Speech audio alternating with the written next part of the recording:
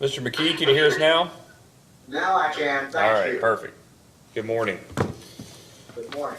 All right, make sure we have everybody here. Judge Henry, the vice chair should be joining us soon. We'll go ahead and get started. We're on the record in case number 2021-00.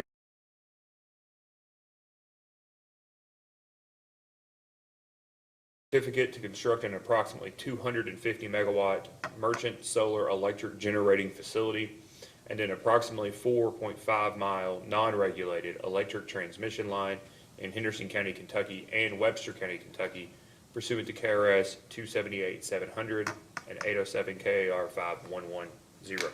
My name is Kent Chandler. I'm chairman of the Kentucky Public Service Commission and also serve as chairman for the Kentucky State Board on Electric Generation and Transmission Siting. I will be presiding over the hearing today. Joining me via video conferencing are the other siting board members.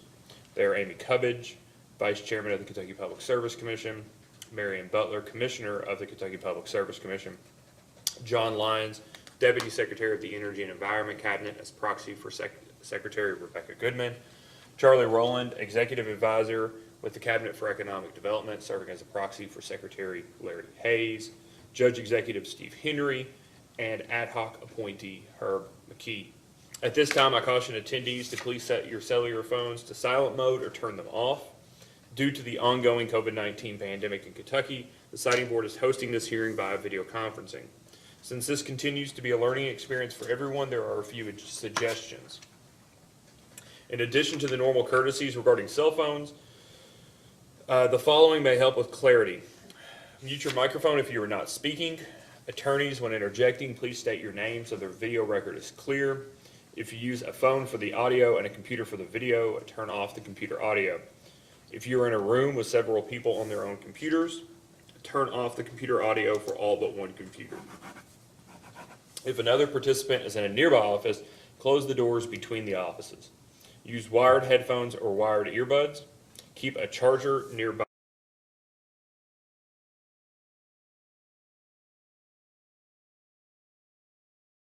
That prevents your participation at any time in today's proceeding. Attorneys should contact staff using the previously provided contact information. And please alert the Siting Board if you are experiencing technology failure as soon as possible. The hearing today is for the purpose of taking evidence in the electronic application of Sebree Solar, LLC, again, for a 250 megawatt solar generating facility and a 4.5 mile transmission line. At this time, we'll have entry of appearance of counsel. Given the unique challenges of conducting this hearing by video, I'll ask counsel to also identify their witnesses upon their entry. Good morning, Your Honor. David Sanford with the law firm of Goss Sanford, PLLC in Lexington, Kentucky, on behalf of the applicant. And I can introduce the witnesses briefly. I have with me today Ms. Lena Jensen, Ms. Amanda Claristenfeld, Mr. Brian Bartles, Mr. Joshua Crawford, Ms. Beth Welburn, and Mr. Andrew Lyons. Okay. And for the Siting Board? Good morning, Chairman. Jennifer Fell. Okay, thank you, Ms. Phil. It's my understanding, Mr. Sanford, that public notice has been filed into the record as it was provided in the Gleaner, the Journal Enterprise, and the Sebree Banner. Is that correct? Yes, Your Honor. I believe it was tendered to the Siting Board last Wednesday. Okay. And are there any outstanding motions other than the applicant's petition for confidentiality?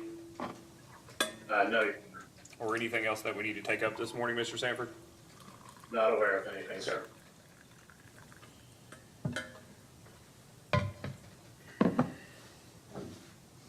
In addition to the ordinary information that's included in the public notice, it's my understanding that the notice included information in order to provide of what folks needed to do in order to provide comments. We've had our website up for the last 2 days with a link in order for people to sign up if they were interested in providing comments. And at this time, it's clear nobody has indicated their interest.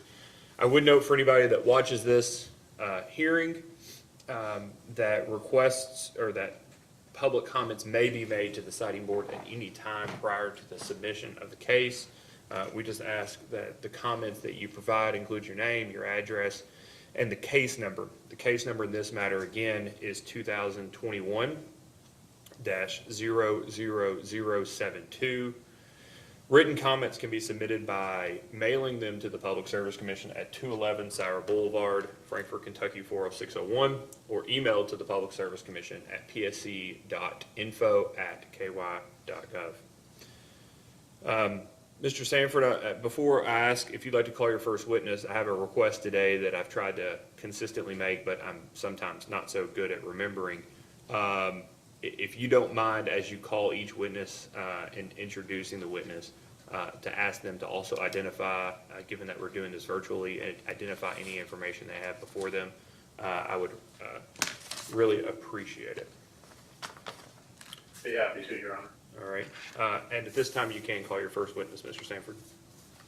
Thank you. We'd like to call Ms. Lena Jensen, please. Okay. Ms. Jensen, please turn on your camera, your microphone, and raise your right hand. Do you swear or affirm that the testimony you're about to give is true and correct under penalty of perjury? Yes. Okay. Please state your name and address for the record. Lena Jensen, 700 Universe Boulevard, Juno Beach, Florida, 33408. All right, Mr. Sanford, you may ask. Thank you, Your Honor. Good morning, Ms. Jensen. How are you today? Good morning, doing well, thanks. Could you please state your title for the record and your employer as well? My title is Project Director, and my employer is Next Era Energy Resources. Thank you. And did you assist with the preparation of the application and responses to data requests that have been filed in the record of this case? Yes. If you were asked to provide the same information today, would your answers be the same? Yes. Do you have any changes, corrections, or additions to what you previously provided? I do not. Is it your desire or intent to have that information incorporated into the record of today's hearing? Yes. And could you please briefly identify any materials that you may have with you today? The materials that I have with me today are previous case filings that the project provided. Thank you. With that, Your Honor, I tender this witness for cross-examination. All right, thank you. Just for Mr. McKee and Judge Henry's information, what we'll do is we'll ask staff counsel if they have any questions for this particular witness. Then we will move along to Deputy Secretary Lyons and Mr. Rowland to see if they have any questions for the particular witness. Then we'll move on first to Judge Henry and then to Mr. McKee, and then on to the commissioners for their questions. If a witness identifies that they are unable to answer that question, but another witness that is here today may be able to do so, we will try to prioritize the opportunity for you all to ask those individual witnesses those questions when it's their time and when we're able to swear them in. And if it's identified that you have questions that a witness is unable to answer today, or they identify that they believe that answer is in the record somewhere, but they're unable to identify it, then indicate what your question is, and staff counsel will draft that and send it to your review. We'll provide that to the applicant as a post-hearing data request. Oh, and then after we get to ask all the questions, then Mr. Sanford gets an opportunity to conduct a little bit of redirect should he so choose to do so. All right, Ms. Feld, do you have any questions for Ms. Jensen? Yes. Good morning, Ms. Jensen. Can you hear me okay? Yes, I can hear you. Okay, great. If at any time you can't, please just let me know. And if at any time I ask a question you don't understand, also just let me know and I'll try to rephrase that. I know you've been through a couple of these hearings at least already, so you kind of know how this goes. If I ask you a question, and that should be deferred to another witness, if they're better able to answer that, please just let me know and I'll make sure we get that question asked to the right person. We'll go ahead and start regarding the description of the proposed facility and the site development plan. In response to the siting board's consultant's report, Sebree Solar has stated that there was some field work that had been completed for a site survey map.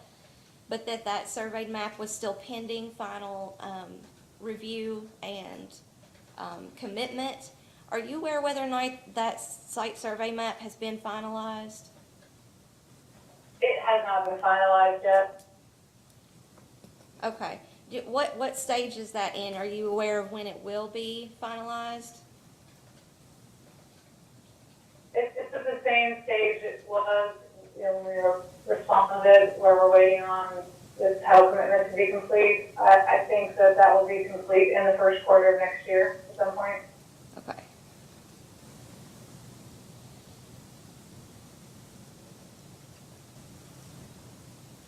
And there were maps of the conceptual site plan that were provided in response to staff's request for information in this case. Most recently in staff's second request for information, item number 3. And those maps show various things, location of the panels, vegetative screening was added in that updated set of maps. But staff would go ahead and ask, as the first post-hearing data request, if Sebree could resubmit the maps, but highlight the actual parcel boundaries that compose the project. Does that make sense, what I'm asking there? So you want to add in the parcel boundaries more prominently on the map? Yes. Just somehow highlight that, just so it's clear where the actual parcels that belong to the project are. There's just a lot going on in those maps, and some staff members would ask that if you could do that, it would make it a lot clearer on that site plan. Okay, yep.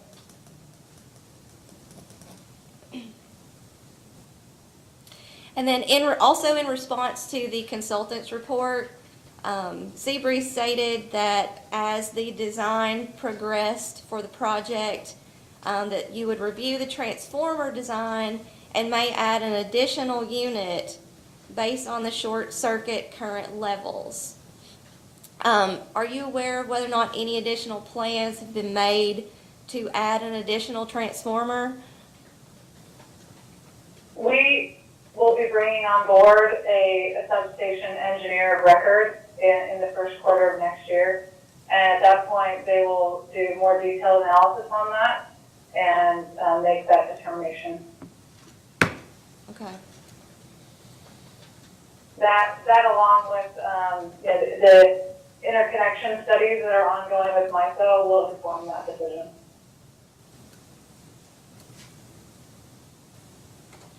Is that proposal of another potential transformer involved? Is it already been included in those MISO studies? Do you know? I'm not sure at this time. Okay. Is there any other witness here today that would know that? As far as the MISO study, not today. If another transformer were added to the project, are you aware of how that would potentially affect the energy rating of the project? Or what you would be proposing to add? How much additional energy would be added? I'll defer that question to our engineering and construction expert, Amanda Clareston-Feld. Thank you. As far as compatibility with scenic surroundings, there's been some public comment made in the case regarding the scenic surroundings by some of the adjacent property owners. As far as you're aware, has Sebree planned for vegetative screening for all areas of the project that are adjacent or across from all residential properties? Yes, as part of the Henderson County ordinance, vegetative buffers are required between any adjacent residences and the solar facility. And those vegetative buffers have been identified on the site plans that were submitted as part of the second information request. In addition, there has been some further discussions with Henderson County, and they've had some comments on those vegetative buffers, which we have also incorporated. And that has been since your answers to staff's second request for information, is that correct? Those discussions with Henderson County were done before their response with the second data request. Okay. So all of the vegetative buffering that is planned by Sebree is reflected in the maps that were provided with those answers? Correct. Okay. Wait, can I clarify which answer? Sure, so that was responses to staff's second request for information. Is that correct, Ms. Jensen? Correct. Correct. Thank you. And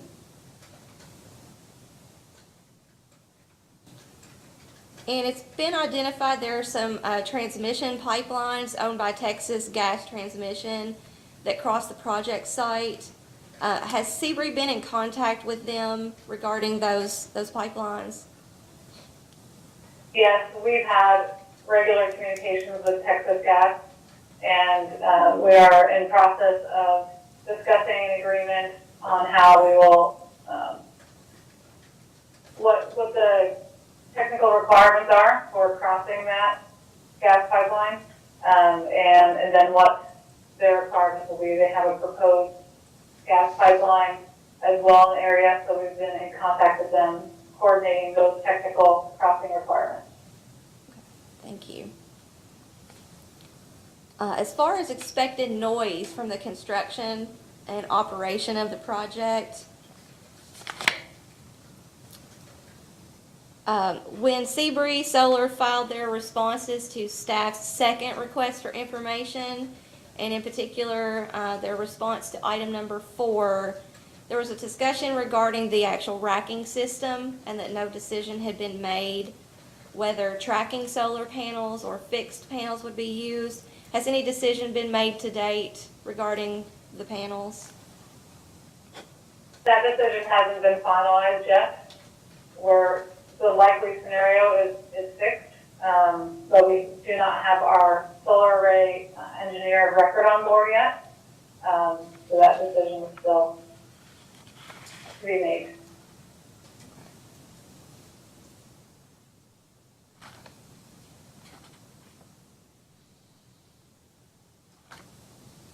In response to the Siting Board Consultant's report, and throughout the discovery in this matter, Sebree has stated that they would limit their construction activities, daytime construction activities, between 6 a.m. and 6 p.m., and that there might be times that they go past that 6 p.m. Limit there. Is there anything specific or special about this project as far as noise mitigation proposals that would allow for a deviation from the hours that recent siting boards have put forth in these matters of 8 a.m. to 6 p.m. Monday through Saturday? The noise mitigation that the project has proposed and has documented in the application will include notifications to neighbors in the area, residences in the area prior to construction, to let them know when construction will begin and how long they can expect it to be. It'll also include contact information if they do have concerns, that they can raise those concerns. We have contact information also available through our website. That's a persistent option as well.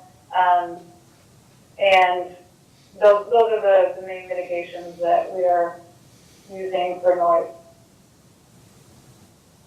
Are there any other mitigation measures planned, such as the semi-canvas or sound blankets that have been introduced in prior siting board decisions?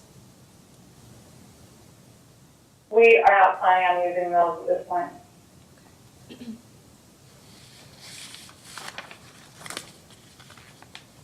As far as the economic impact of this project, it was mentioned, I believe, in Sebree's response to staff's first request for information, there was going to be some discussion as to whether or not a payment in lieu of taxes agreement or a pilot agreement would be reached with Henderson or Webster County. Has any such agreement been reached? No, not at this time. Okay. Are there still discussions ongoing, or is there a plan to enter into such an agreement? We have plans to begin those discussions with Henderson County in the first quarter of next year.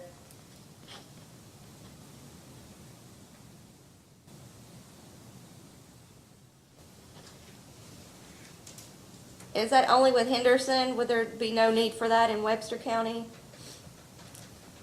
That's our current plan, is just Henderson County, because it's a very small portion of the project in Webster County. As far as any portions of the project in Webster County, is that solely for the transmission line that is planned, or of the solar farm that's in Webster County? It's only the transmission line in Webster County. There's no solar panels or solar array planned in Webster County. Okay, thank you. And it's my understanding there's no planning or zoning commission or ordinance for Webster County. Is that correct? That's our understanding as well.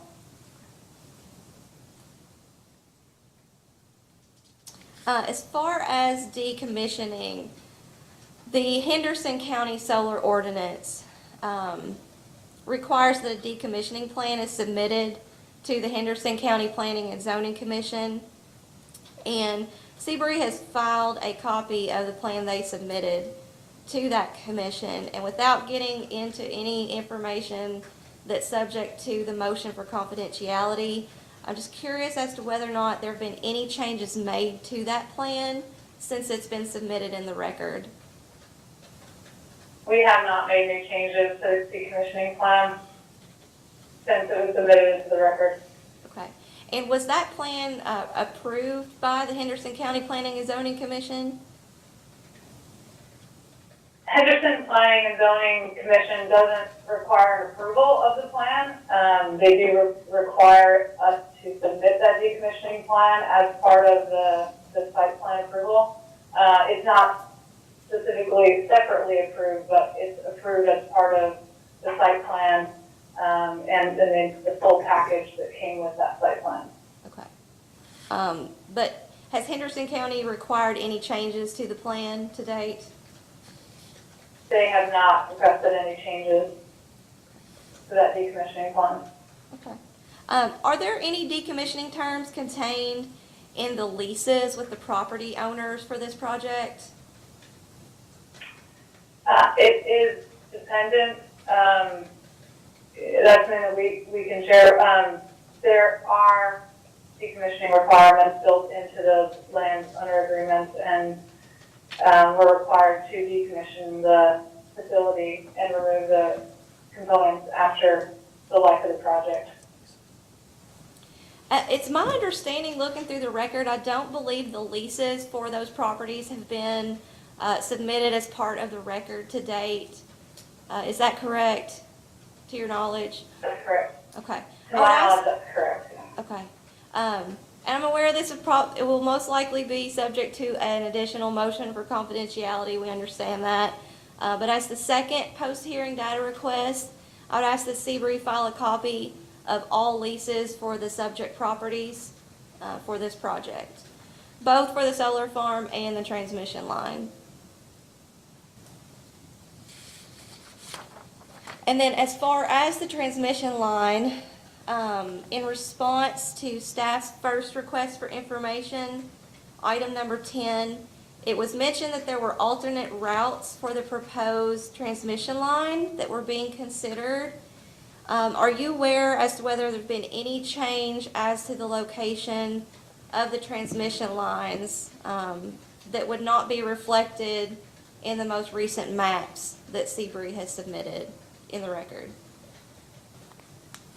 We are still finalizing that T-line route, that transmission line route.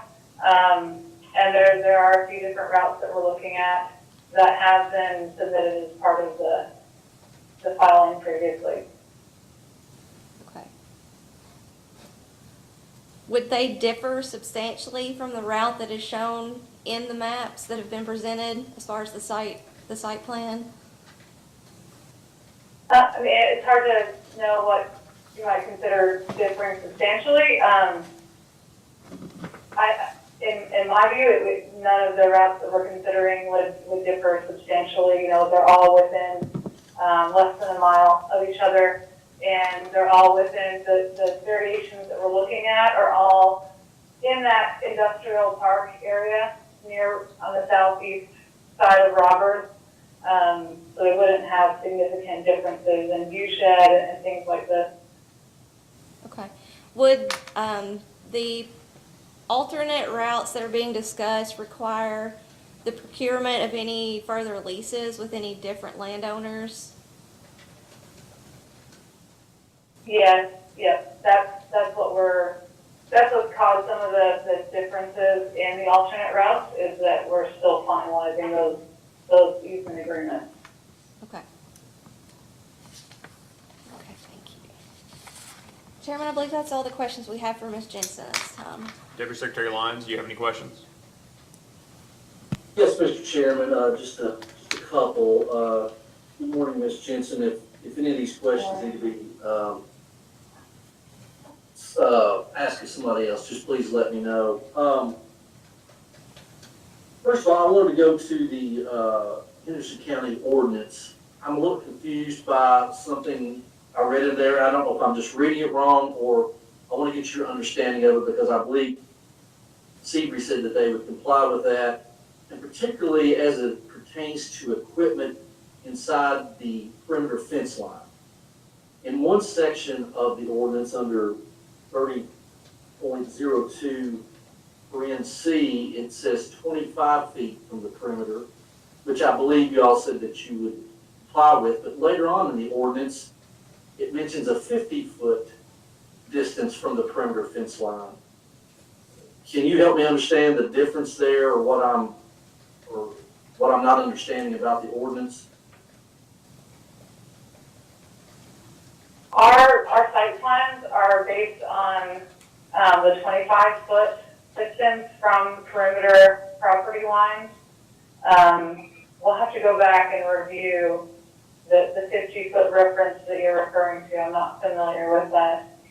Yeah, and I can tell you exactly where that's at. It's in the format of the ordinance is kind of confusing for me as well because it goes through parens A through G under the design criteria or the requirements, and then it goes to capital letter A for level solar 1, capital letter B for solar level 2, and then capital level C for solar level 3. And under solar level 3, capital C, it has that 50-foot requirement, which I'm not really understanding what the difference is. So that's where I'm coming from on that question.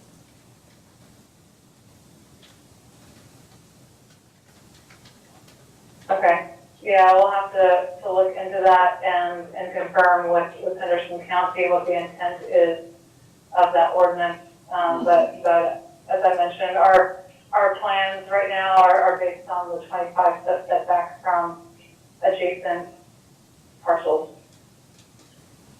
It's actually C3, setback requirements for level 3 solar systems. All equipment shall be at least 50 feet from the perimeter property lines of the project area. So it looks like that conflicts with the 25. I'm not sure. Okay, thank you. Also, in phase 1, the phase 1 environmental assessment, there's several discussions about oil and gas wells and associated tank batteries. Are there severed mineral rights in this case, or do the property owners own the mineral rights? There are severed mineral rights, both coal and oil and gas rights have been severed on a majority of the parcels in the project area. Okay. Have those mineral right owners been contacted about this project and are aware of this project? Sorry, And go then ahead. contact- We've contacted the major coal owners. At this point, we have not contacted the oil and gas mineral rights owners, but we're just finishing up a lot of those investigations, and we'll be finish up with those mineral rights investigations at the end of this year. And the plan is to conduct that outreach early next year, and put agreements in place on how we will address that. Okay, so you're gonna try to reach agreement with those owners about future extraction of natural resources, okay? Correct. Good. Also, since some of these current leases, particularly oil and gas leases, are active, what kind of arrangements, I would assume they would continue to be active and access will be provided to those operators of those leases? Correct. I think that's all the questions I have for Ms. Jensen, Chairman. Thank you. Mr. Rowland, any questions?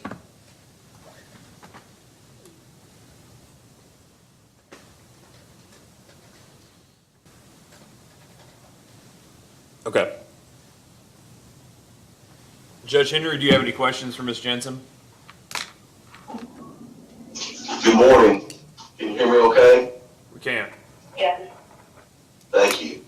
Just one question. While we were out viewing sites that day, I mentioned about contacting the Soil and Conservation Service in Henderson County for any type of potential erosion factors that could come into play. I was just wondering if that was ever happened or not. I'll defer that question to Mr. Brian Bartle. I don't believe that we've had those conversations yet, but it certainly can be on the plan. Okay, thank you. Okay. That's all that I have, Mr. Chairman. Mr. McKee? Okay. You're on mute, but I took thumbs up if you said you had no questions. I think I could read your lips. It's okay. No questions, Mr. Chairman. Thank you. Thank you. Commissioner Butler, any questions? Yes, I do have a couple. Thank you for being with us today. I'm looking at the responses to staff. It was the first information request. On page 24, it identifies a lot of cemeteries, and I noticed there are quite a few cemeteries, it looks like 4 that I can count, that are within the site itself. Do you know if they're still operating cemeteries? Are they gonna have access roads? How will people get to them? We will provide access to those cemeteries, and even within that response, I think that we had modified some of the fencing around those cemeteries to allow for access. I know that a few of them are being actively maintained.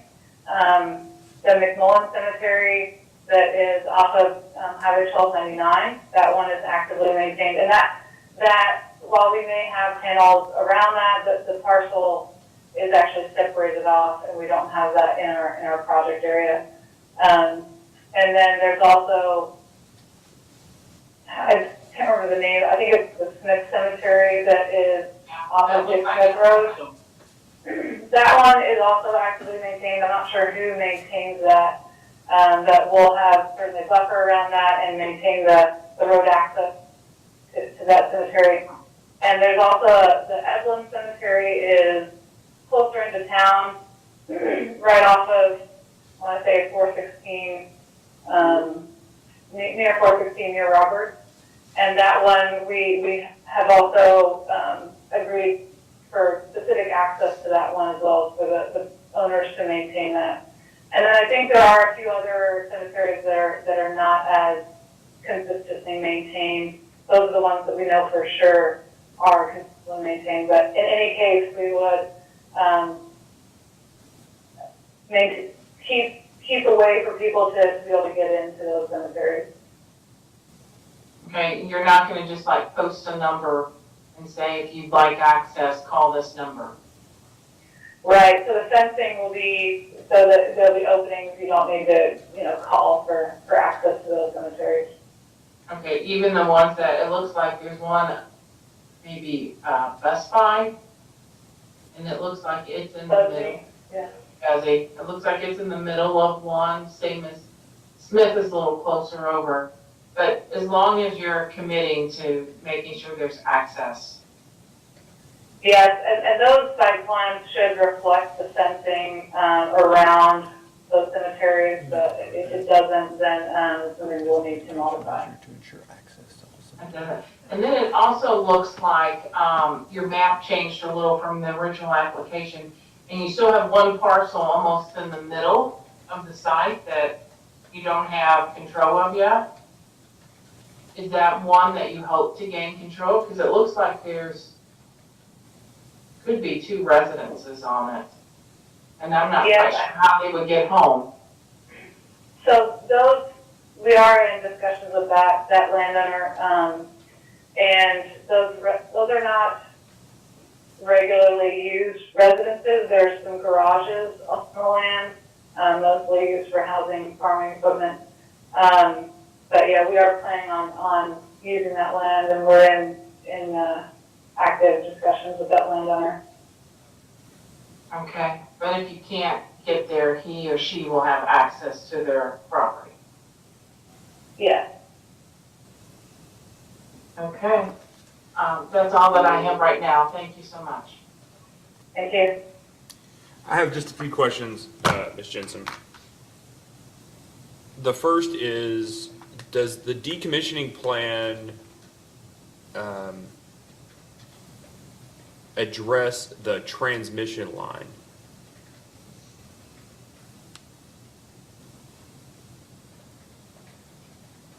Do you mind if I pull that up for reference? I just want to look at that. No, that's fine. I'll just make the statement while you're pulling it up. Please go ahead. That I couldn't find that it did address the transmission line. And really, the overarching question is, what does the applicant plan to do with the transmission line at the end of its useful life? At the end of the useful life of the transmission line, usually our plans are to decommission that and remove it. Oftentimes, there are opportunities to repower if that makes sense and if we go down that route, but only if it's going to be actively used would we leave that in place. Okay. But I don't think that the decommissioning plan as written addresses specifically the transmission lines, because that decommissioning plan was written in response to the Henderson County ordinance, which applied to the solar array.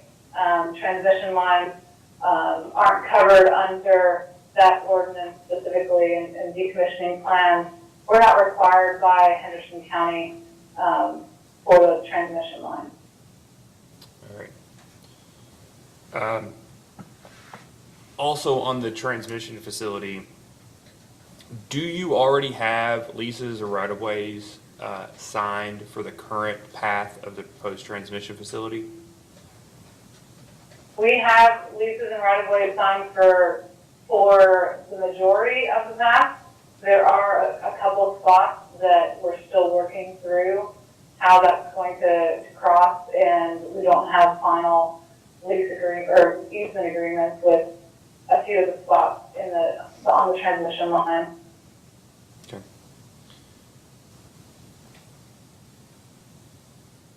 So I guess I'll ask, how are we supposed to deal with that? That you're proposing a construction certificate for both the solar panels and the transmission line, but the path of the transmission line is not determined yet. I mean, if one of these individual landowners that you're currently in discussions with ultimately declines, you're going to have a different path, correct? Correct. Okay, and so have you identified at all in the record what those alternative paths may be in an effort to provide some certainty as to your construction certificate and what mitigation measures may be required depending on what path you ultimately take? We have provided those alternate routes in the, in the first information request.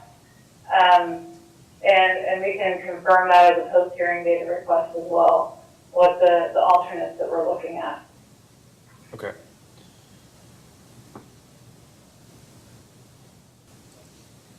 In the second set of data request responses, the applicant was asked to provide the distances from certain facilities to the nearest home. And in particular, those residents, all of the residences within maybe 2,000 feet, or maybe 1,000 feet even, to a solar panel, and then separately requesting the distance between residences and, let me see here, residences and inverters. Are you aware of that response generally? Yes. Okay, so the question, and I'll give you a chance to bring it up if you'd like, or to look at it. The question is Siting Board Request Item 5 of the second round of data requests.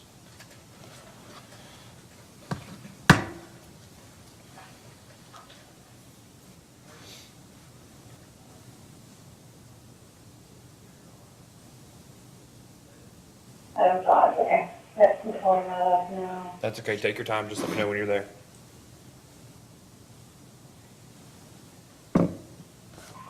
Yep, okay, I can do that. Yep, thanks.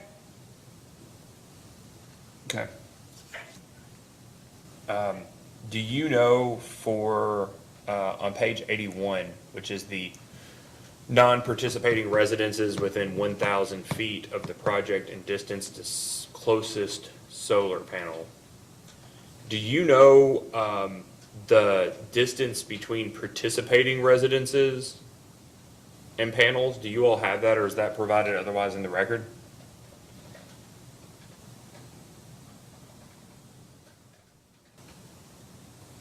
You're saying that the what's provided right now is non-participating residences, and have we provided the participating residences distances?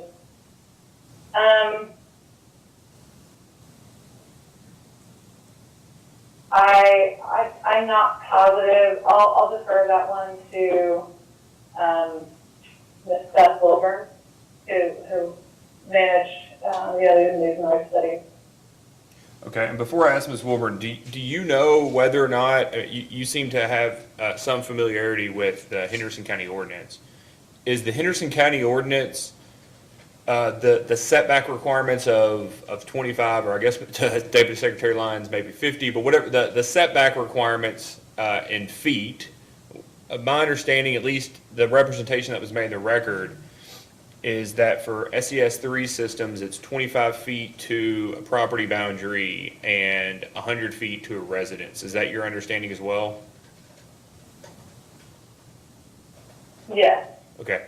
Is there, that you're aware of, a distinction made in the Henderson County ordinance that permits participating property owners to have some sort of setback less than that 25 and 100 feet?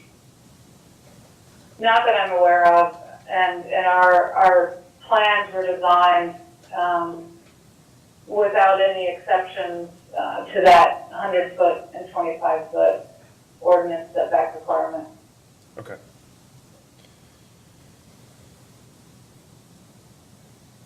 The similar question for 5B, and if Ms. Wilburn is the correct person, let me know. These are the distances to the closest non-participating residences to an inverter. Are you aware of whether there are participating residences closer than 360 feet, this nearest non-participating residence? I'm not aware specifically. Ms. Wilbur may have the answer to that, but if not, we can prepare that as a post-hearing data request. Okay. And then I guess just to get it on the record, the final question with 5C, same question with the participating and not participating. You don't have information to identify that there are participating residences closer than 545 feet to the substation transformers? Correct. Okay. So we'll ask those, I'll ask those to Ms. Wilburn. If she's unable to provide the answer, we'll ask those in a post-hearing data request.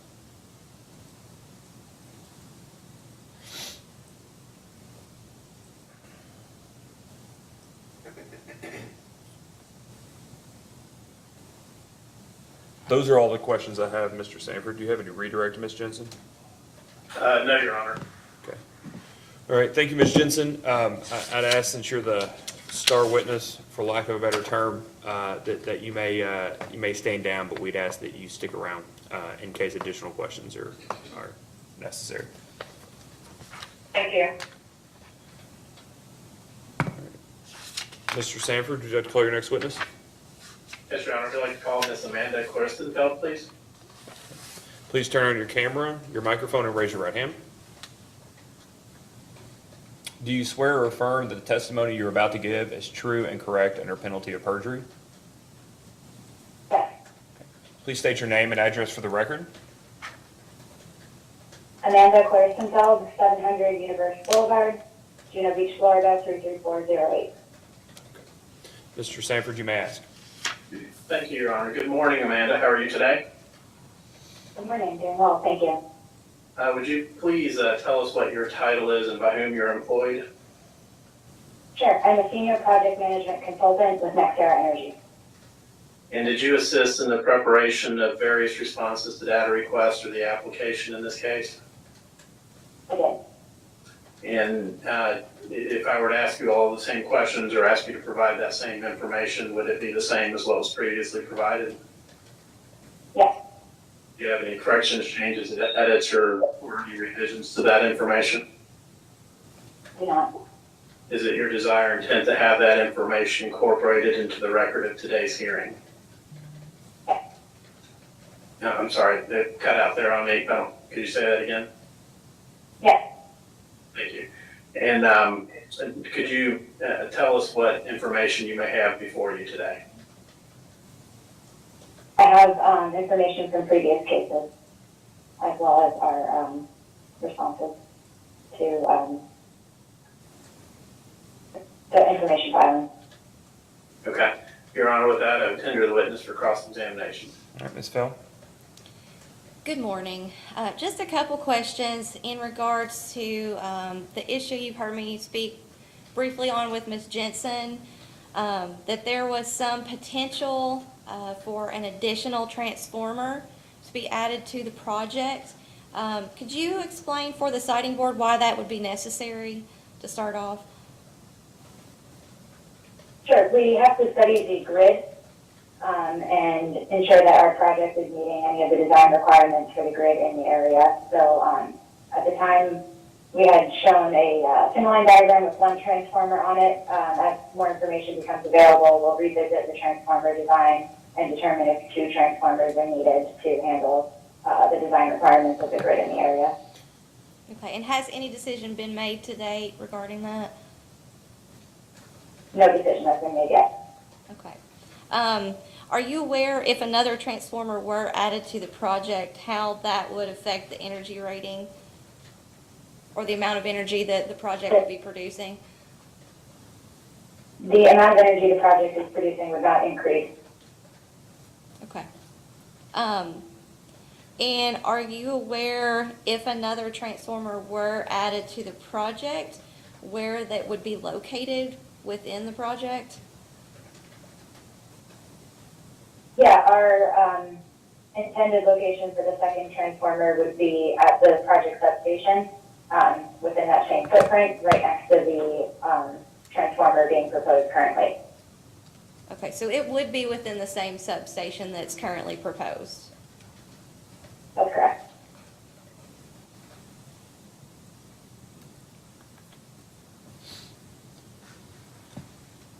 And are you aware as to whether or not the interconnection studies for MISO that are being performed Have they been made aware of that potential second transformer that may be added to the project? I'm not aware. Okay, thank you. That's all the questions staff has. Deputy Secretary Lyons? No questions, Mr. Chairman, thank you. Mr. Rowland? No questions, Mr. Chairman. Judge Henry, any questions for this witness? No questions. Mr. McKee? No questions, Mr. Chairman. Commissioner Butler? No questions.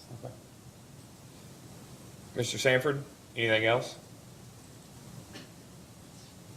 No, Your Honor. Okay. Thank you. And given the lack of questions, I suspect you can be excused. Mr. Sanford, my understanding is you plan on calling Mr. Bartles next, is that correct? Yes, sir. That'd be great. You may call him now. Thank you, Your Honor. I'd like to call Mr. Brian Bartles. Okay, Mr. Bartles, please turn on your camera, your microphone, and raise your right hand. Do you swear or affirm that the testimony you're about to give is true and correct under penalty of perjury?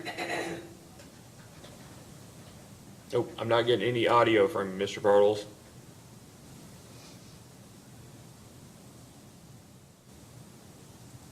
All right, let's try that again. You mind to raise your right hand? Do you swear or affirm that the testimony you're about to give is true and correct under penalty of perjury? I do. Okay. Please state your name and address for the record. Brian Bartles, 700 Universe Boulevard, Juno Beach, Florida, 33408. Okay. Mr. Sanford, you may ask. Thank you. Good morning, Brian. How are you today? Morning, David. I'm doing well, thank you. Would you mind to state your title and your employer for the record, please? Sure. I am an environmental specialist with Nexera Energy Resources. And did you assist with the preparation of the application and various responses to data requests that were filed in the record of this case? Yes. If I were to ask you to provide the same information today, would the information that you previously provided be identical? Yes. Do you have any changes, edits, or corrections to any of that information? No. That your desire and intent to have that information incorporated into the record of today's hearing? Yes. Do you happen to have any materials that you brought with you to assist in your testimony today? I have the site assessment report from our filing and our responses to the data requests. Okay, thank you. With that, Your Honor, I tender this witness for cross-examination. Ms. Phil? Staff have no questions for Mr. Bartles. Okay. Deputy Secretary Lyons, any questions for Mr. Bartles? Just a couple, Mr. Chairman. Good morning, Mr. Bartles. I understand from the filings that you all did do an IPAC run. Was that provided for the commission record? I did not see it in the filings. I'm not sure if the IPAC report was included within the application. Can we just make sure that we get that? I don't know, Mr. Chairman, if that's a post-hearing data request or what, but I think we would like to see that in the record.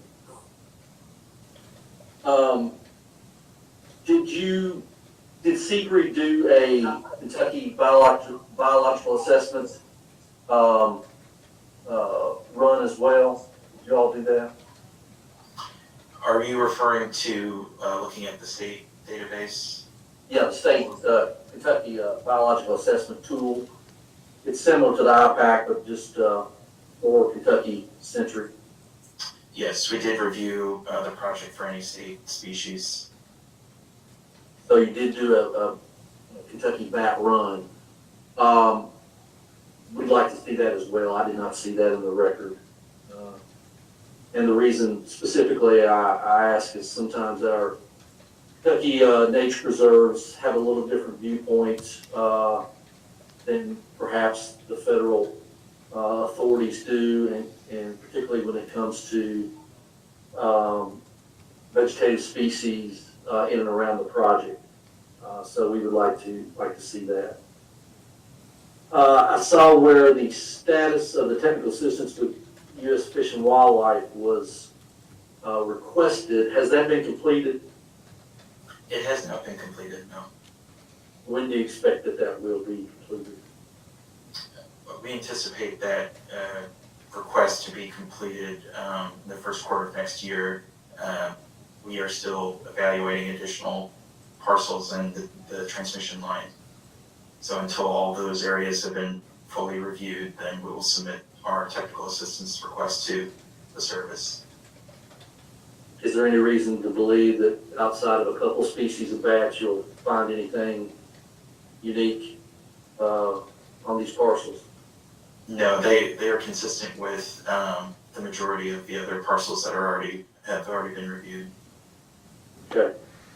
I also saw where Sebree received jurisdictional determination from the Corps back in April of this year.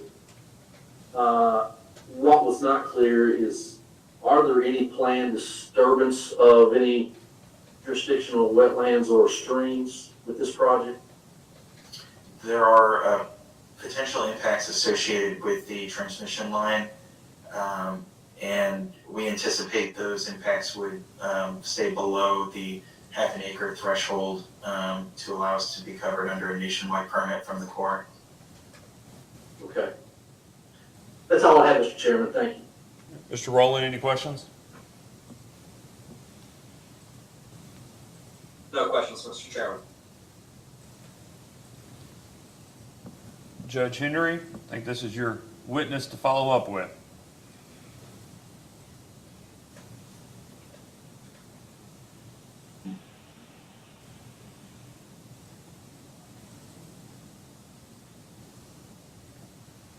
Judge Henry, are you there?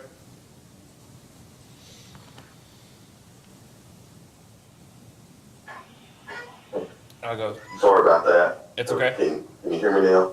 We can. Okay, I apologize for that, little technical difficulty. Yes, I would like to follow up if, I did have concern as we was, out there that day, again, about erosion.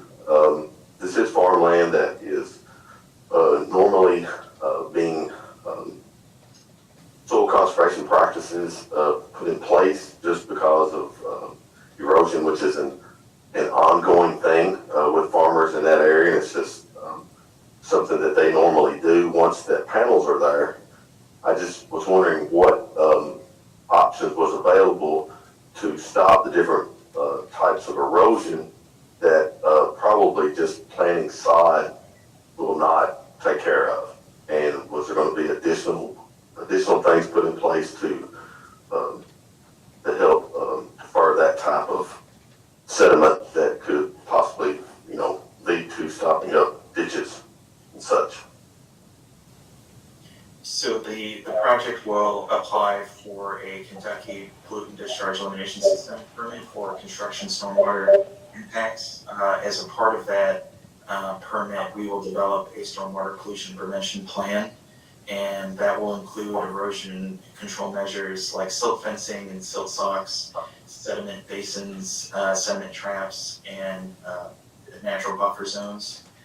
So between those projects, as well as the inspections that are required per the permit, those will be our erosion control methods for the project during construction. So that would be during construction. What about once construction is done and then, over the course of the life of the project? So for, once the ground disturbance has been completed, we will revegetate any openly disturbed areas per the permit conditions. We don't anticipate any major ground disturbance during operations. Would you be willing to speak with soil conservation specialists or someone within that nature of business just as a preventative means? Yes, I think we're happy to speak with that individual or that program as we develop our stormwater plans. All right. I don't have any further questions, Mr. Chairman. Thank you. Mr. McKee, any questions? Yes, a couple. I'm curious if soil erosion does occur after construction, and a neighbor were to observe it, who would they bring that complaint to? But I'm not exactly sure who the representative for the company would be to field those requests or those concerns. Would you be interested in that answer, Judge Henry? Yes, I would. That's all for now, Mr. Chairman. Commissioner Butler, any questions for Mr. Bartles? No, sir. I have no questions. Mr. Sanford, do you have anything? No, Your Honor. Okay. Before we move on, and I think it would help Mr. McKee, do you mind, Mr. Sanford, since Ms. Jensen is still under oath, if I ask Ms. Jensen a couple of questions along the lines of Mr. McKee's?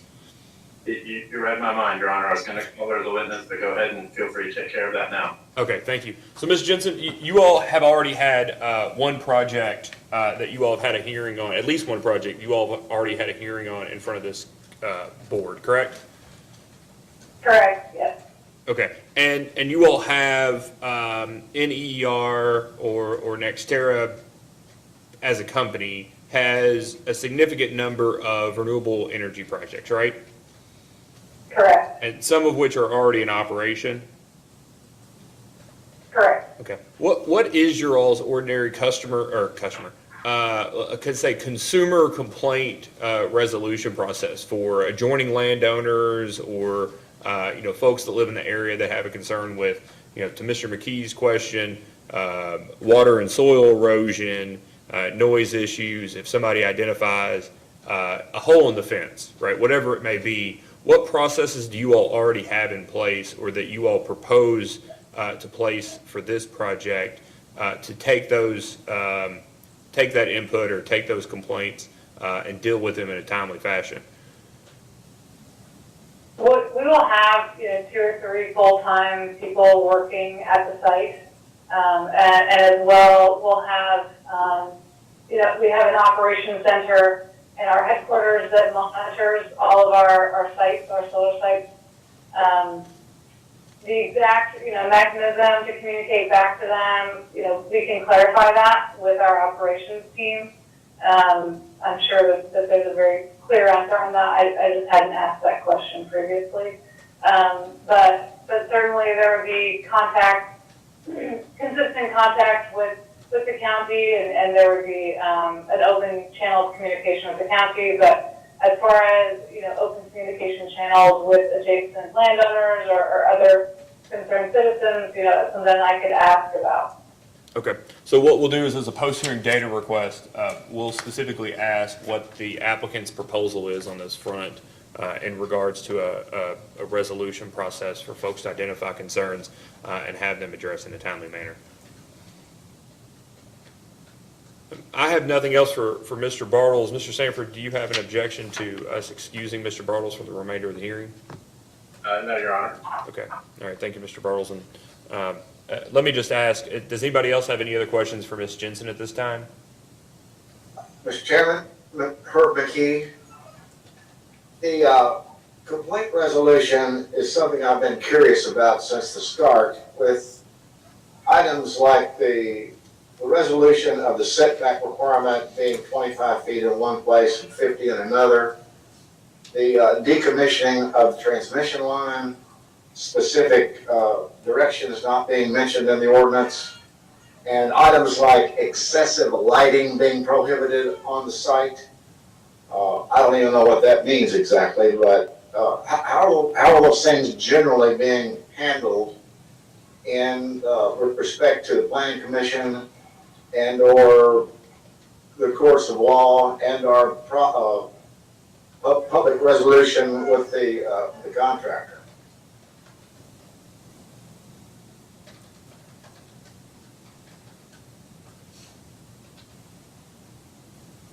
Is that question directed towards me? You or the chairman, whoever would like to. Yeah, I think that was for you, Ms. Jensen. Okay. to the extent that you can provide a response, then I think, for the extent that you can't, we can certainly, follow up as a post-hearing data request. Yeah, so I think that because, we have this ordinance that was previously approved with Henderson County, we're gonna lean heavily on that, and we will stay in regular communication with Henderson County planning and zoning. If issues were to arise and any other interpretations of the ordinance, we would stay in communication. And, during construction, we'll certainly have a means of communication through myself, through any like somebody like Amanda or a construction manager on site that will be there consistently during construction. And then during operations, we'll have someone who's assigned to manage those kind of relationships and manage any changes in regulations or standards. And are you acting on the advice of counsel when you do that? I guess it depends on the context of what you're referring to specifically. Well, any conflicts in the ordinance that you would respond to, like the 25 and the 50 and the decommissioning of the transmission line and excessive lighting. Henderson County wrote the ordinance, so relying on them seems to me to be, leave the need for advice of counsel. We would probably have, local counsel to advise us as well on the best path to take, the best, most reasonable path. That's all I have, Mr. Chairman. All right, thank you. Mr. Sanford, anything else with Ms. Jensen before we, ask if you have another witness? Just one quick clarification, if I may. Ms. Jensen, the site plan that was submitted by the company in compliance with the Henderson County ordinance has been approved by local planning and zoning commission, correct? Correct, yes, that was approved on October 5th by the Henderson Planning Commission. Okay, thank you, Your Honor. Mr. Chairman, I did have one follow-up question I thought of. Ms. Jensen, since there are active oil and gas leases on the project site, it occurred to me that not only might there be the occasion for cabinet inspection of those facilities, but there could, and hopefully not, be emergency response, fire, spill, whatever it might be associated with those. It wouldn't be uncommon for those type of things to happen. How would the cabinet be ensured access to the property or contact information about accessing those sites? The current plan is to not fence in any active wells, so there wouldn't be a fence around. Our current plan is to leave open access to any active wells. There are some, plugged and abandoned wells throughout the project site. Those may or may not be, inside or outside the fence of the project. But as far as the ones that are active, that would require regular maintenance, we would do a design to allow for access for maintenance. I would presume that would also, cover access for emergency services and things like that. Okay, that's great. And you also just mentioned abandoned wells. I did not see anything in the record regarding abandoned wells on the project site. Are there abandoned wells that have not been plugged on the project site? To my knowledge, they have all been plugged. That's from my understanding. Okay, you all may want to follow up with the Division of Oil and Gas regarding their records on where all the wells that they have records of are on the property. And if they're all plugged, that's great. But if they're abandoned and not plugged, That's a different story. We're about to receive a lot of infrastructure money to actually plug abandoned wells. So we would want to know where those are and have access to those, to contract to have that taken, to make sure we get those plugged. Thank you, Mr. Chairman. All right, Mr. Sanford? Anything else? Nothing else, Your Honor. Okay, all right, thank you, Ms. Jensen. Mr. Sanford, you can call your next witness. Sure, we'd like to call Ms. Beth Wilburn of Environmental Consulting and Technology, Inc., please. Ms. Wilburn, please turn on your camera, your microphone, and raise your right hand. Do you swear or affirm that the testimony you are about to give is true and correct under penalty of perjury? I do. Okay, please state your name and address for the record. Beth Wilburn, it's Wilburn. I'll spell it because everybody seems to have trouble understanding me. My address is 161 East Aurora Road, Northfield, Ohio, 44067. Okay, Mr. Sanford, you may ask. Thank you. Good morning, Ms. Wilburn. Could you please state your title and I mentioned your employer, but could you say it again for the record, please? Yes, sir. My title is Senior Project Manager, and I'm a representative of ECT, which is Environmental Consulting and Technology, Inc.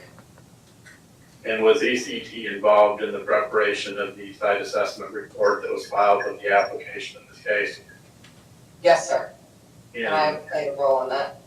okay, and were you also involved in preparing some of the responses to data requests that were filed in this case? Yes, sir. Do you have any changes to the information that was provided by you or your firm? I have two changes. Could you please point those out? Yes, sir. The first change is that in the original site assessment report that was filed, I think it was Exhibit 4, which is the noise impact assessment report. There was a table in Appendix B that incorrectly referenced Zone 14 for the coordinates, and it's actually supposed to be Zone 16 for Kentucky. This error does not invalidate or affect any of the findings. It was just a typo. It was just a misidentification of a particular zone. Correct, and that error was also in the first data request responses and the corresponding tables for the noise tables in the first response too. And it was also just a typo, it didn't invalidate the findings. So the zone should be 16, not 14. And I discovered this when I was preparing for this hearing and reviewing all the documents again. Okay, thank you. So with that correction or with those two corrections, if you were to be asked to provide the same information that's previously been provided, would you be providing what was previously provided? With the exception of changing the zone to 16 and not 14, yes. Okay, thank you. And is it And your then- design? Go ahead. There's one more, I guess there's three if you count those separate, sorry.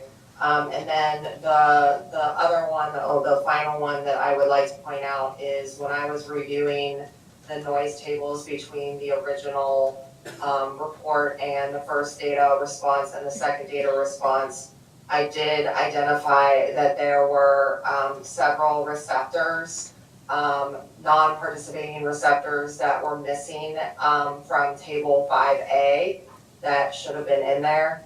And that if we can submit an updated table if need be in the post data hearing request to correct those omissions.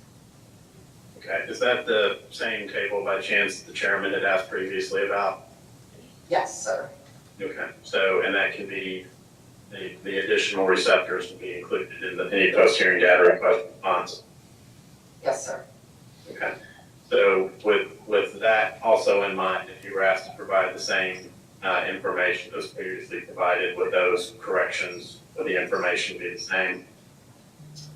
Yeah, we would add the 16. I think there were 16 missing receptors. Okay, and so is it your desire intent to have that information incorporated into the record of this hearing today? Yes, sir. And what information or materials do you happen to have with you to assist with your testimony today? I have on the computer, I just have all the original, report and then all the responses. Okay. Thank you. Thank you, Your Honor. With that, I'll tender this witness for cross-examination. Okay. Deputy Secretary Lyons? No questions, Your Honor. Mr. Rowland? No questions, Mr. Chairman. Judge Henry, any questions? No questions. Mr. McKee?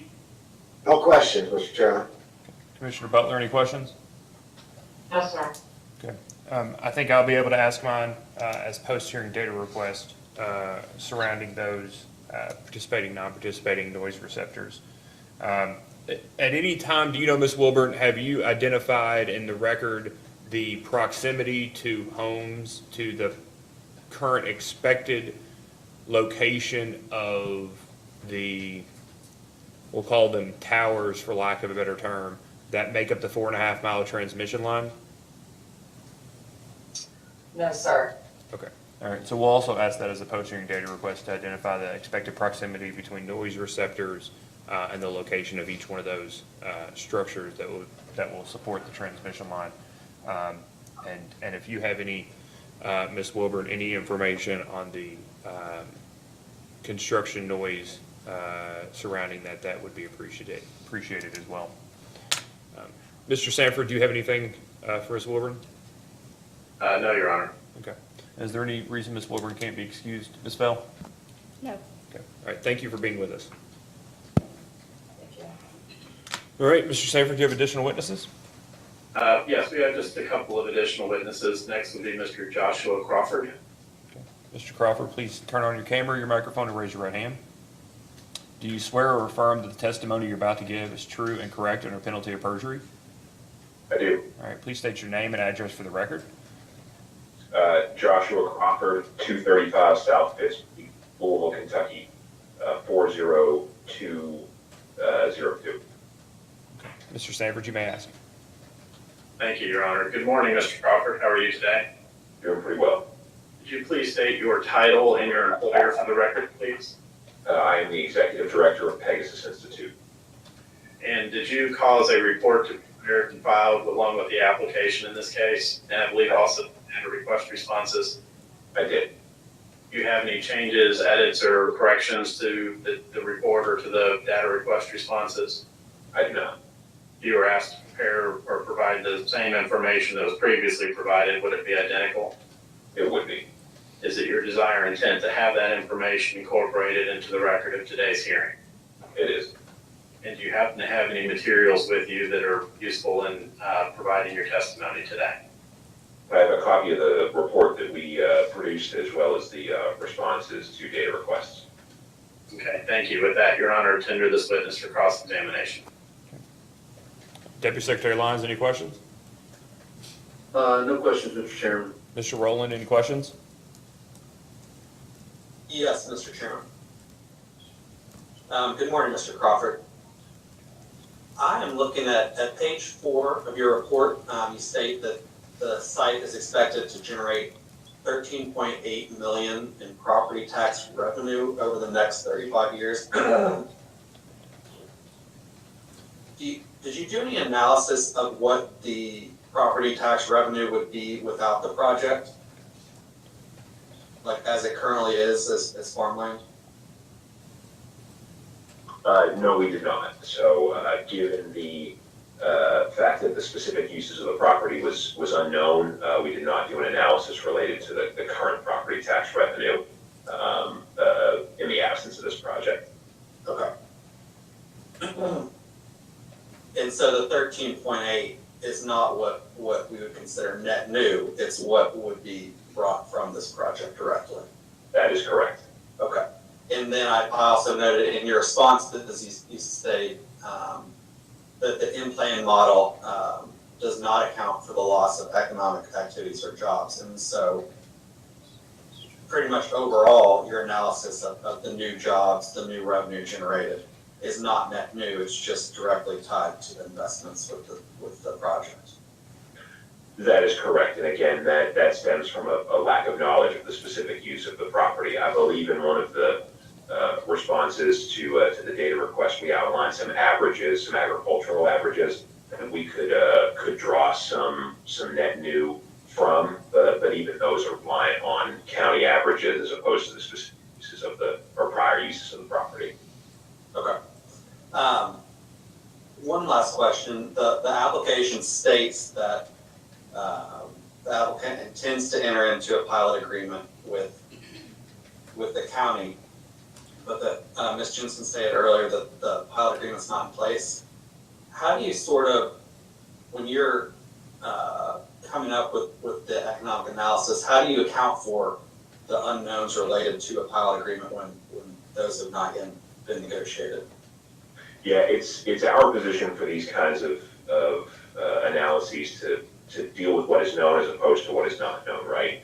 And because there's the intention to enter that agreement was not entered into at the time of the analysis, that is not factored into the analysis that we provided.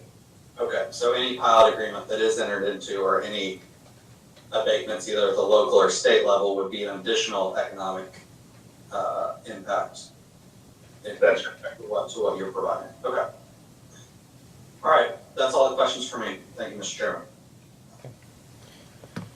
Judge Henry, any questions? No, I don't. And Mr. Chairman, I'm unfortunately going to have to get off this meeting now. I appreciate the opportunity this morning to participate, and we'll definitely follow up with staff or with yourself if I have anything after the meeting. All right. Thank you, Judge. Mr. McKee, do you have anything for Mr. Crawford? Just curious, to follow up on Mr. Rowland's question, will net new ever be revealed in the response? We would need to know the specifics of the prior use of the property to actually accurately reflect net new. In one of the responses, we did some things with the county averages in agriculture, both in terms of output as well as the average salary for farm laborers. And we can draw conclusions from those averages, but in the absence of actually knowing this profit, it would be impossible to actually calculate what the net new would be.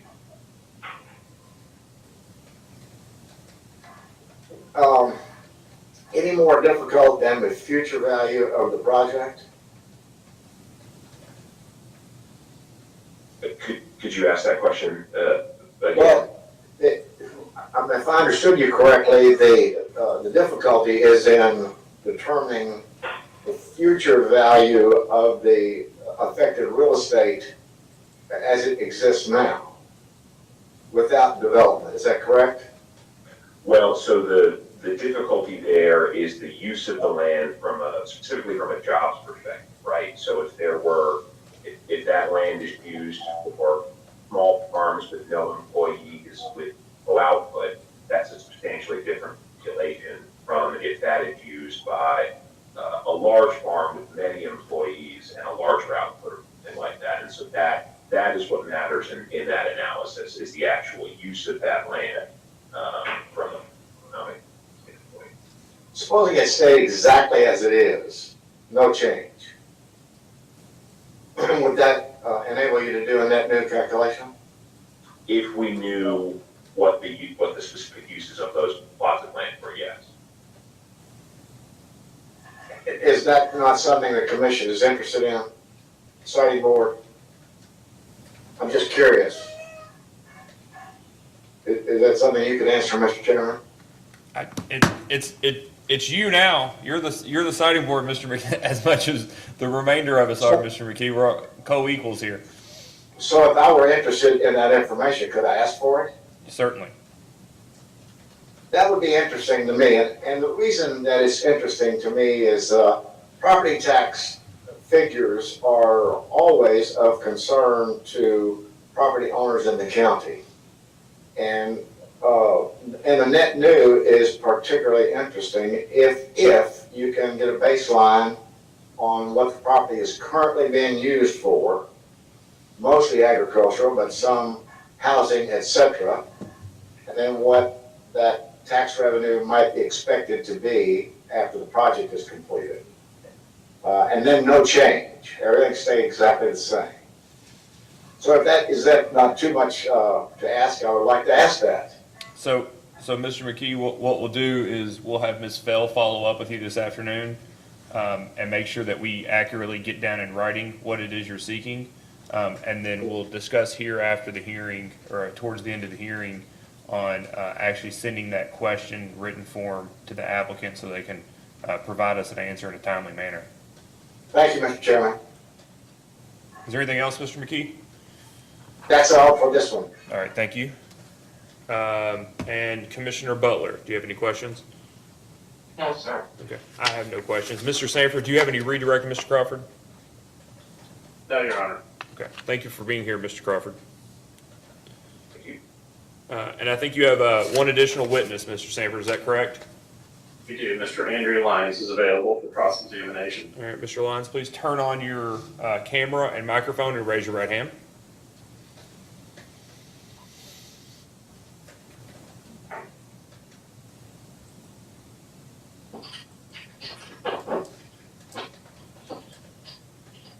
I hope you can hear me. I'm sorry, I'm having problems with my camera.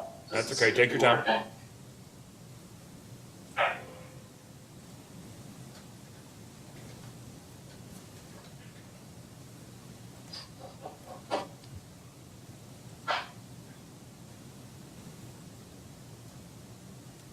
Here we go. Can you hear me? All right, please raise your right hand. Do you swear or affirm that the testimony you're about to give is true and correct under penalty of perjury? I do. All right, please state your name and address for the record. Andrew Lines, Lines, 200 South Wacker Drive, Suite 2600, Chicago, Illinois, 60606. Okay, Mr. Sanford, you may ask. Thank you, Your Honor. Good morning, Mr. Lyons. How are you today? Good. Good morning. Could you please state your title and your employer for the record, please? I'm a principal, and my employer is Cone Resnick, LLP. And did you assist in the preparation of a property valuation impact study that was tendered as long as part of the application? I did. And did you also provide information that was tendered in response to the report of the siting board's consultant in this case? I did. Do you have any changes, edits, corrections to the information that was provided by you? Not this time. If I were asked you to provide the same information as previously provided, would it be identical? It would. And is it your desire and intent to have that information incorporated into the record of today's hearing? I do. Do you happen to have any materials that are there with you to assist you with your testimony today? I do. I have the previously stated reports, general study and a site-specific study, as well as the response to the Wells Engineering report, and some of the documents related to NextEra's application. Okay, thank you, Your Honor. I tender this witness for cross-examination. Ms. Fowle, do you have any questions? Staff have no questions. Deputy Secretary Lyons, any questions? No question, Mr. Chairman. Mr. Rowland? No questions, Mr. Chairman. Okay. Mr. McKee, any questions? No questions, Mr. Chairman. Commissioner Butler, any questions? No, sir. Mr. Lyons, did you draft the primary drafter on the response to the, we'll call it the Clay report that was provided in the applicant's response to the consultant's report? I did. So, there's a lot in there. So, you know, assume that I'm not a property valuation expert, because I'm not. Is your critique more based on the methodology that Ms. Clay used, or her actual determinations and calculations? Like, is it the way she went about doing it, or was it user error that is your primary critique of her data? Good question, and I'll preface this by stating, whenever I testify on the record, I'd never assume that anyone is a property value expert. I noted within the review and rebuttal that there were some inconsistencies with how information was understood, analyzed, and I felt largely misrepresented. So I would say it's a little closer to user error. Okay. And are the methodologies that she proposes to use inappropriate? I think the biggest critique is just that the methodology that we employed is the exact methodology that's noted within Dr. Randy Bell, who's an MAI like myself, in his treatise, Damages in Real Estate, and incorporated a very specific reference to a page within the textbook that notes that paired sales technique, one of the options is to compare a target sale or a transaction, a single transaction, and compare it with the average of a group of control sales. The Clay review says time and time again that this is inappropriate, but it's very clear that Dr. Bell offers this as the exact methodology that someone should employ, and it's the exact methodology that we employed, one of several. And that's the other big critique that is noted within our review, is that it wasn't just the single pair sales technique, it was also before and after analysis, it was also a review of several published studies, and it was also interviews with market assessors and other market participants who are familiar with transactions that occur immediately adjacent to solar facilities. So with the match pair, and this is not the first occasion in which Ms. Clay has taken issue with, a proposed match sale methodology. One of the critiques that she makes, and I'm curious how you control for it, is that, and maybe it's even not the match sale, maybe it's looking at the other studies, when there's a review of previous sales that have included sales to the developer, that the actual surrounding property was ultimately sold to the developer, and then further sold on. Are you aware of what I'm speaking about? That a property owner doesn't sell it through an arm's length transaction to an unaffiliated buyer. They actually sell it to the developer of the solar facility themselves. That was taken into account when determining what the impact of property values are. Are you aware of that scenario that I'm discussing?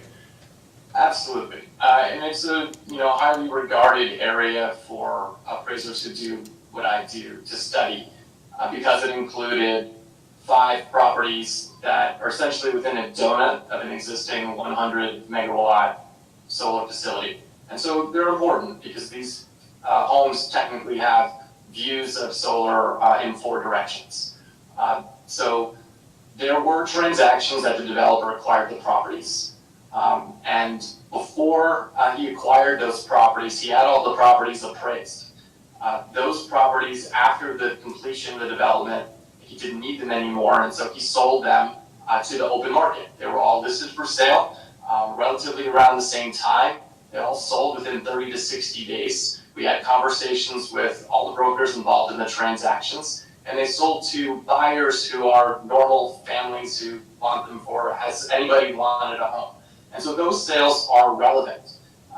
We made sure that we also looked at subsequent sales of any of those properties, and we found that one of them, just this past year, set a record for the highest per unit value for its home type in the entire county. So that's data that you can't just ignore. That's data that you need to understand and apply correctly using properly trained appraisal techniques. Okay. And was that what you just said included in your response? I didn't go tit for tat on the response. To be honest, I think I had about 24 hours to prepare the response. So didn't get to go through and go exactly every point by point, tried to hit the high level things. Okay. But just to be clear. Yeah, well, that's fine. It was new information to me. I just want to make sure I didn't skip a page. Okay. Sure. All right, thank you, Mr. Lyons. Mr. Sanford, do you have anything for Mr. Lyons? No, Your Honor. Okay. All right, thank you for being here with us today, Mr. Lyons. You may be excused. Thanks so much. Mr. Sanford, do you want to recall any of your additional witnesses, or any of your witnesses? I don't believe that is necessary. I think all the questions that can be answered have been answered, and then understand we'll have several post-hearing data requests to respond to after this. Okay. All right. And so those are all your witnesses, is that correct? Yes, sir. Okay. All right. Other than, Mr. Sanford, other than setting a post-hearing procedural schedule, is there anything else we need to do this afternoon, morning? I don't even know what time it is. Morning? No, sir. Okay. We've been having all these at 1 o'clock, so starting one at 9 a.m. It's nice for everybody, I'm sure, except for Mr. McKee and Judge Henry, who are starting an hour off. Okay. So we won't set, Mr. Sanford, I know you as much as anybody has read the regulations. We won't set a post-hearing, because you're one of the only people that actually follows your witness list, so thank you again for that. We won't set a post-hearing briefing because the deadline for that is already provided for in the regulations. But given that we have the data request, we do need to set a date in which we will have those out and which you will need to respond. Ms. Fell, it's Tuesday, the state holiday Thursday and Friday. Would you like to file these Wednesday or Monday? Let's shoot for next Monday. Okay. All right, so if we can,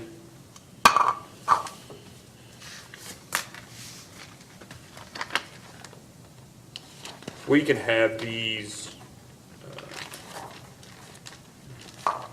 everybody's replaced all the 2021 calendars with 2022 calendars. Oh, here we go. If we have these, Mr. Sanford, in the record by Monday, December the 27th, how much time would you need to respond, given that, New Year's is in between? This seems to be a very sought-after time to take time off. So, let's see here. Your Honor, could we have possibly till Friday, January 7th? I was just about to check. Let me make sure when our, I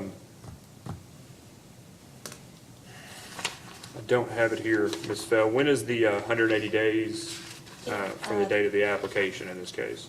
I believe it's February 9th, 2000. Oh, here we go, February 9th. And what were you proposing, Mr. Sanford? January 7th? And that will give you, or I guess Mr. Crawford, enough time to respond to what it was Mr. McKee was asking for? Well, maybe I should ask Mr. Crawford that. I can tell you that we will endeavor to do our best to be able to get that information. Well, yeah, so let's do this. We'll set it for January 7th to be sought on the 27th and to be responded to on January 7th. And as always, Mr. Sanford, if one or two of those responses need additional time, we just ask that you file the bulk of them and seek leave to have additional time to respond to the remainder of them. That will, although not a conclusion of evidence, that will help us be able to endeavor to try to get an order out by February 9th. We can at least work on the remainder of it.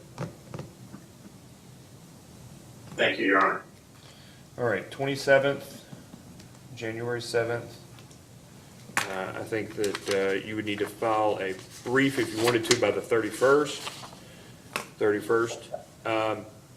Is there anything else, Mr. Sanford, any other member of the citing board that we need to take up? Nothing from the applicant's perspective, Your Honor. Okay. All right, thank you all and happy holidays. Thank you. Bye-bye. Are we adjourned? We are.